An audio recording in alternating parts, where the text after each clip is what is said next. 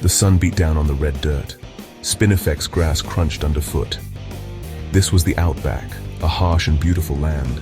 It stretched out forever, a tapestry of ochre and gold. The air hung heavy and still. A lone hawk circled overhead. Its cry echoed in the vast emptiness. This was a place of ancient stories, a place where the land held secrets. For generations, people had lived here. They learned to listen to the land. They respected its power and beauty. This is a story about that connection, a story about the spirit of the Outback. Will was a young jackaroo, new to the Outback. He'd come to work on a cattle station the size of a small country. He was strong and willing, but the land was a mystery to him. He longed to understand its ways. Sarah was the local school teacher. She'd lived in the Outback all her life. She knew its moods, its dangers, and its secrets. She saw in Will a thirst for knowledge, a desire to belong. One day she offered to teach him.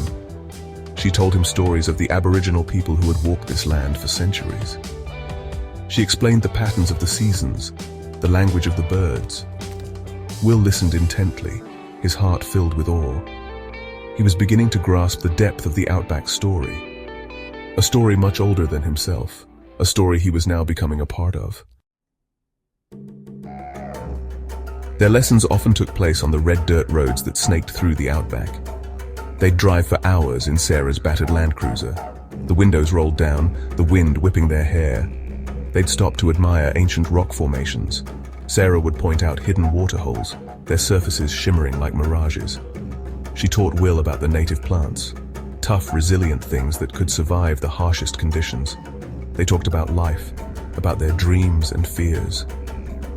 Sarah shared stories of her childhood, of growing up under the vast Outback sky. Will, in turn, spoke of his hopes for the future, his growing connection to this ancient land. With each passing day, their bond grew stronger. A shared love for the Outback, its beauty and its challenges, drew them closer together. One day, they decided to visit Uluru. It was a long and dusty journey, but the sight of the rock rising from the desert floor took their breath away. They spent the day exploring its base, marveling at its size and grandeur. Sarah told Will the Aboriginal stories about the rock, stories of creation, of ancestral beings, of the land's deep history. As the sun set, painting the rock in fiery hues, Will felt a profound sense of peace. He understood why this place was sacred. He felt the power of the land, its ancient energy. That night, camped under a million stars, they talked about their experience. They knew they had witnessed something truly special, a place where the spiritual and the natural world were intertwined. The next morning, they woke to a strange silence. The wind, usually a constant presence, had vanished. The air hung heavy and oppressive. The birds were silent.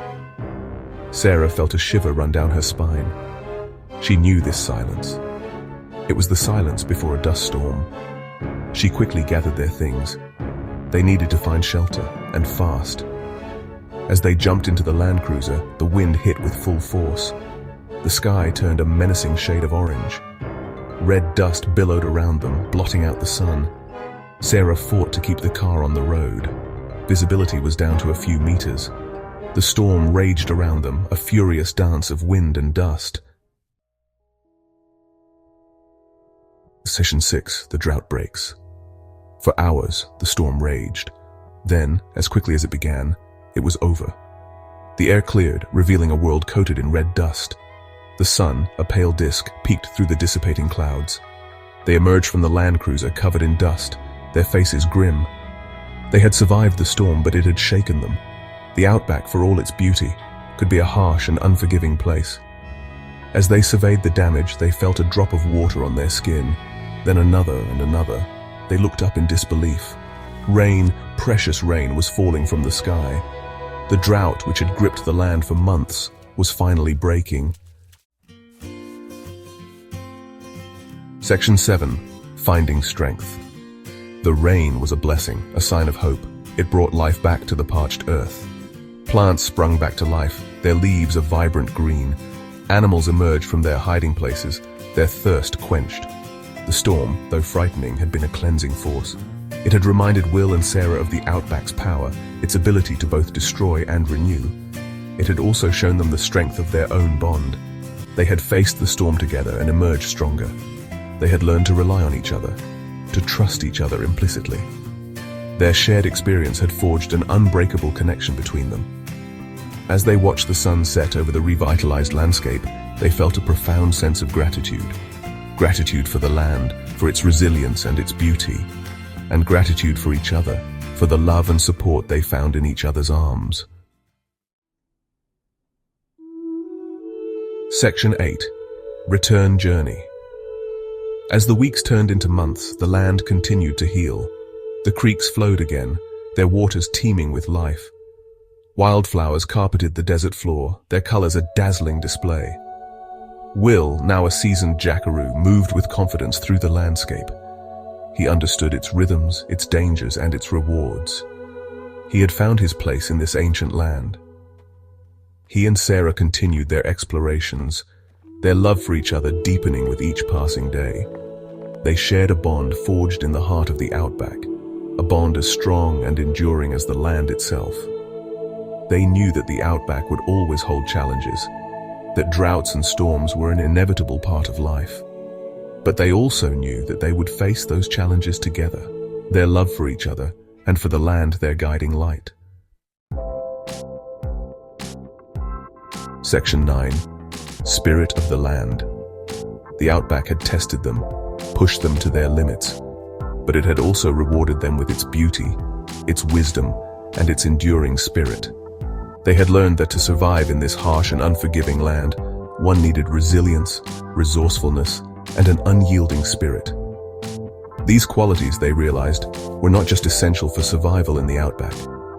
They were the very essence of the Australian spirit. A spirit of mateship, of courage, of never giving up, no matter how tough things got. As they stood together, hand in hand, watching the sun rise over the endless horizon, they knew they would never forget their time in the Outback. It had changed them, shaped them, and shown them the true meaning of love, resilience, and the enduring spirit of the land.